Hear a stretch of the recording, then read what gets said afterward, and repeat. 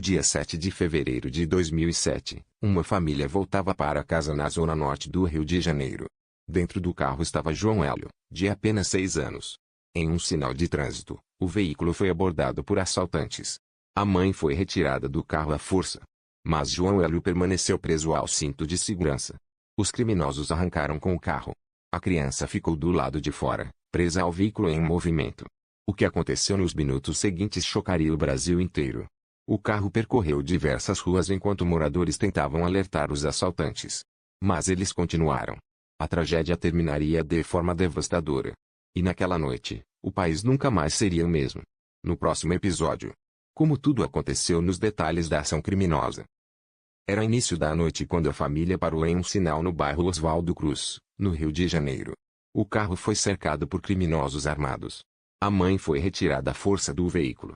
No banco de trás, João Hélio estava preso ao cinto de segurança.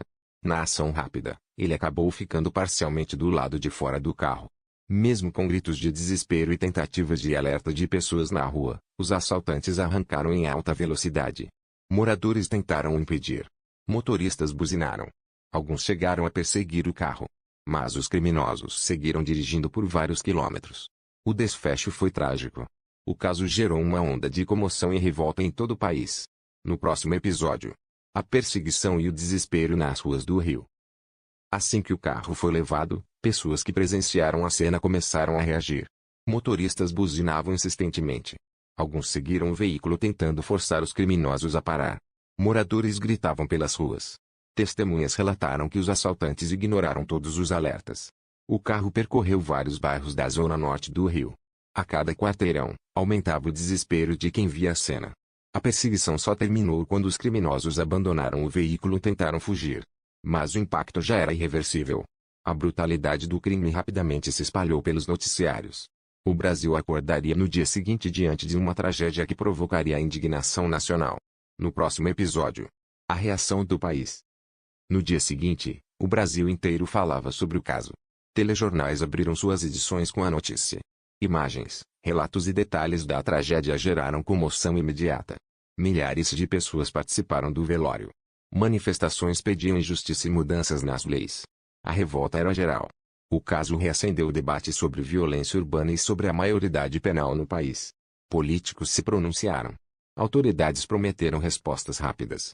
O crime deixou de ser apenas uma tragédia familiar. Ele se tornou um símbolo da insegurança que o país vivia naquele momento. No próximo episódio, como a polícia chegou aos responsáveis. Após o crime, a polícia iniciou uma força-tarefa para identificar os responsáveis. Testemunhas que presenciaram o assalto foram ouvidas imediatamente. Imagens e relatos ajudaram a traçar o percurso feito pelo carro. Em poucos dias, os suspeitos começaram a ser identificados. Ao todo, 5 pessoas foram apontadas como participantes da ação criminosa.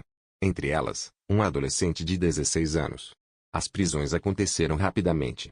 A brutalidade do caso acelerou o trabalho das autoridades. Com os envolvidos detidos, o inquérito reuniu depoimentos, perícias e reconstruções da dinâmica do crime. Mas o caso ainda levantaria um debate que dividiria o país: qual deveria ser a punição? No próximo episódio. Quem eram os acusados? Ao todo, 5 pessoas foram apontadas como participantes do crime. Entre os adultos estavam Carlos Eduardo Sunfel Nunes, conhecido como Cadu, e outros comparsas envolvidos na abordagem e fuga. Também havia um adolescente de 16 anos. Segundo a investigação, o grupo atuava em roubos de veículos na região. A polícia concluiu que todos participaram da ação que resultou na morte de João Hélio. Os adultos responderiam por latrocínio, roubo seguido de morte. Já o menor de idade seria julgado conforme o Estatuto da Criança e do Adolescente. A presença de um adolescente entre os acusados ampliou ainda mais o debate nacional. O caso agora entraria na fase mais aguardada, o julgamento. No próximo episódio, o tribunal e a decisão da justiça. Os acusados adultos foram levados a julgamento pelo tribunal do júri. Eles responderam por latrocínio, roubo seguido de morte. Durante o processo, a acusação sustentou que houve participação direta na ação criminosa que resultou na tragédia. Testemunhas foram ouvidas.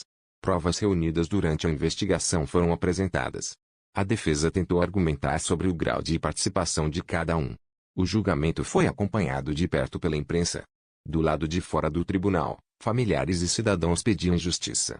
Ao final, os jurados consideraram os réus culpados. As condenações seriam definidas na sentença. Enquanto isso, o adolescente envolvido respondeu conforme as regras do Estatuto da Criança e do Adolescente. No próximo episódio, as penas aplicadas pela Justiça. Após o julgamento, vieram as sentenças. Os acusados adultos foram condenados por latrocínio. As penas ultrapassaram 30 anos de prisão para os principais envolvidos. A Justiça considerou a gravidade do crime e o impacto causado. Já o adolescente de 16 anos foi submetido às medidas socioeducativas previstas no Estatuto da Criança e do Adolescente. Na época, a legislação determinava um período máximo de internação de até 3 anos. Essa diferença de punição gerou forte debate nacional. Muitos questionaram se a lei era suficiente para casos de extrema gravidade. O caso João Hélio deixou marcas profundas. Mas ele também reacendeu uma discussão que ainda divide opiniões no Brasil. No próximo episódio, o debate sobre maioridade penal. Mais de uma década depois, o caso João Hélio ainda é lembrado como um dos crimes mais marcantes do Brasil. Ele se tornou símbolo da violência urbana e da sensação de insegurança que atingiu o país naquele período. O debate sobre maioridade penal continua presente no Congresso e na sociedade. O caso também reforçou discussões sobre políticas de segurança pública, prevenção e punição. Para a família, a perda permanece irreparável. Para o país, ficou uma reflexão profunda: como evitar que tragédias assim se repitam? Quando a justiça termina, o impacto social continua. E talvez a maior pergunta seja: o que realmente mudou desde então? Após as condenações, o país entrou em um dos debates mais intensos da época. A participação de um adolescente no crime reacendeu a discussão sobre a maioridade penal no Brasil. Na época, e até hoje, a Constituição estabelece que menores de 18 anos são penalmente inimputáveis. Eles respondem por meio de medidas socioeducativas, previstas no Estatuto da Criança e do Adolescente. Mas muitos questionaram: em crimes de extrema violência, a legislação deveria ser diferente. Propostas de mudança começaram a tramitar no Congresso. Manifestações populares pediam revisão da idade penal.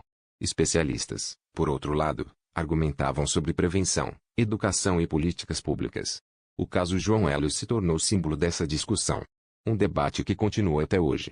No próximo episódio, o impacto do caso mais de uma década depois. Uma noite comum. Um sinal fechado. Uma decisão criminosa que durou segundos. E uma tragédia que marcou o Brasil para sempre. O caso João Hélio não foi apenas um crime. Foi um ponto de ruptura.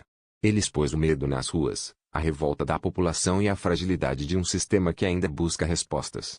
A justiça condenou os responsáveis. A lei foi aplicada. Mas algumas perguntas continuam abertas. Como evitar que a violência alcance inocentes? O que realmente precisa mudar? E qual é o papel da sociedade nisso tudo? Mais do que manchetes, essa história virou memória coletiva. Porque algumas tragédias não desaparecem com o tempo. Elas se transformam em alerta.